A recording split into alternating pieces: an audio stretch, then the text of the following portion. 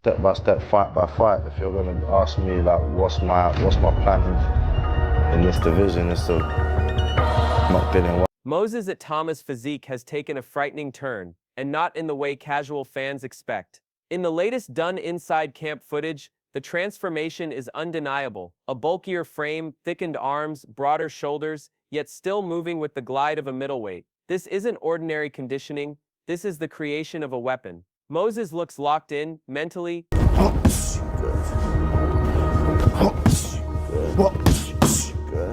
And again. Good. And again. Physically, emotionally.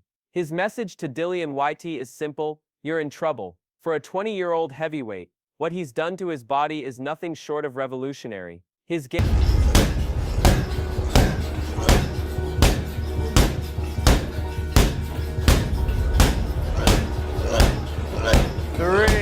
Gains aren't show muscles, they're functional power. Every heavy bag shot sounds like a gunshot, each thud carrying bad intentions. These aren't punches, they're wrecking balls swung by piston-like arms. Despite the added mass, he hasn't lost an ounce of speed. His feet still glide, his hips still... People, a lot of the time, a lot of the general public, you know, the expectation's almost like it's a 2 or 3 round job for Moses.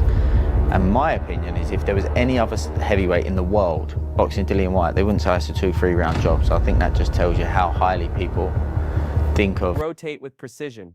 Moses isn't slower, he's faster. That's the danger. He's taken his slick, fast style and supercharged it into a predator's frame, now built to absorb punishment and deliver it back in frightening doses. Ben Davison, who's cornered Tyson Fury...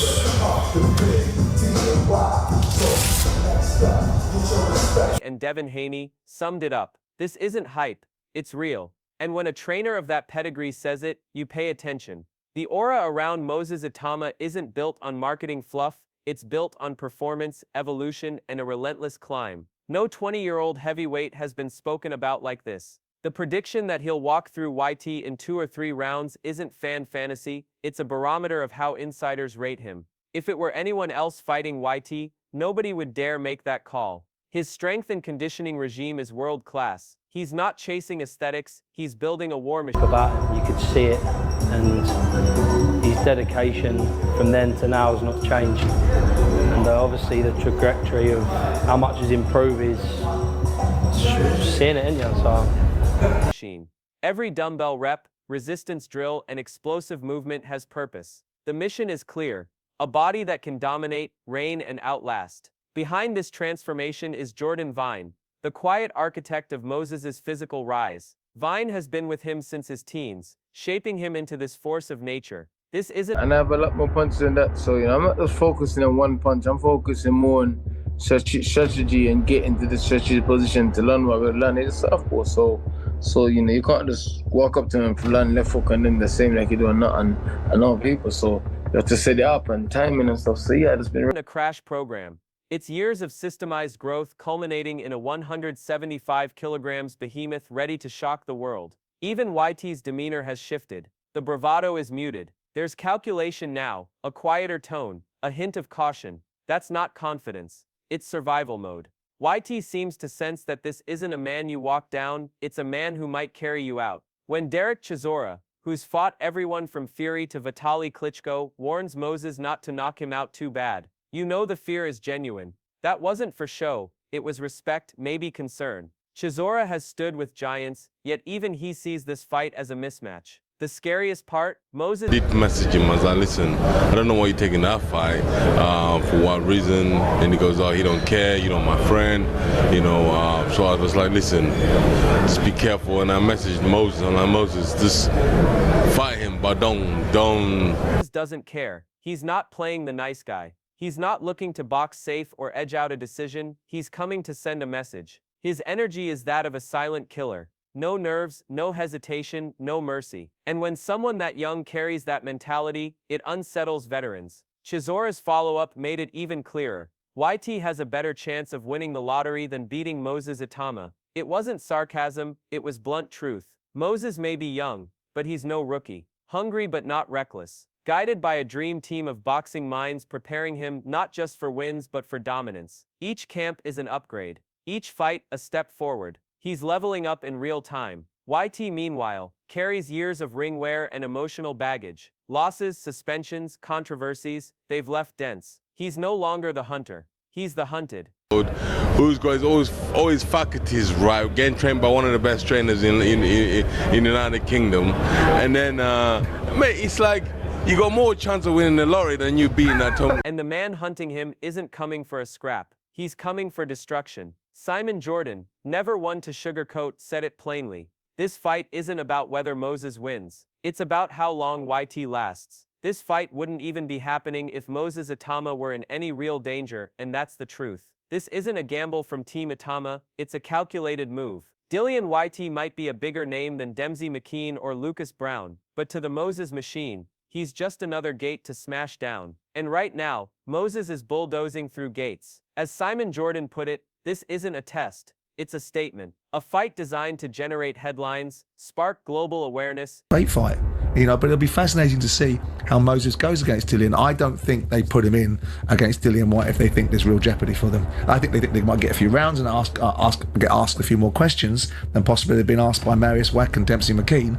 And push Moses into the next level of conversation, world titles. YT's name carries legacy weight, but his fists don't carry the same danger they once did. And that's not his only problem. The real threat is Moses's footwork, timing, and fight IQ. Adam Smith nailed it. Moses isn't just a puncher, he's a puzzle. Pressure him and you'll eat a counter. Back off and he closes the distance with speed and precision. Either way, you're in trouble. YT built his career on aggression, but against Moses, aggression is a trap. Itauma isn't reacting, he's calculating. Every movement is designed to lure an error and punish it without mercy. That's what terrifies seasoned analysts. Moses fights with the mind of a veteran and the explosiveness of a young predator. When those qualities combine, you don't get a good fighter, you get a generational one. Tony Bellew knows that reality. He's fought at the highest level. Moses is that his feet and his distance and his range is so good and he's so quick that if you commit to the punches, you're going to get countered. And if you don't, you're going to get backed up and taken out. So it's a real puzzle. There's not many heavyweights that are southpaws. Obviously, Alexander Usyk is, but he's... And when he says Moses might be the future of the heavyweight division, it's not flattery. It's a warning. His only question mark is size. But even Bellew admits size isn't everything in the modern heavyweight game. Usyk proved that. Moses is even more dangerous, because he has size and speed and precision. Bellew's comparison to Usyk isn't about status, it's about trajectory. And at just 20 years old, that's chilling for every contender. Spencer Oliver is on the same train, calling for a statement win. Not a decision, not a close fight, but a brutal moment that shakes the division. For him, this isn't just about beating Dillian Whyte, it's about how Moses does it. Oliver sees the levels, the power, the balance, and the control, all being sharpened in real time. What we're witnessing isn't a hype job. I think he's the future of the heavyweight division. I think he's an outstanding talent. I think he's got a good team around him, Ben Davison and Lee Wiley. Wiley is the brains that study everything, and they use what we call video analysis now in boxing. It's a complete intelligent force of nature destined for the top. When Moses dismantles YT, and make no mistake, most in boxing expect it. It won't be a shock, it'll be confirmation. The moment doubters accept the shift that's already happening, a 20-year-old phenom is reshaping the heavyweight landscape, one opponent at a time. But what can YT do to survive? Ado Ladipo, one of the sport's clearest voices, put it bluntly. He needs more than gloves. He needs the old psychological edge, the mind games, the chaos, the infamous table throwing and press conference antics that once defined him. But that Dillian Whyte is gone. And Moses, he's seen it all. He grew up watching YT, studying him.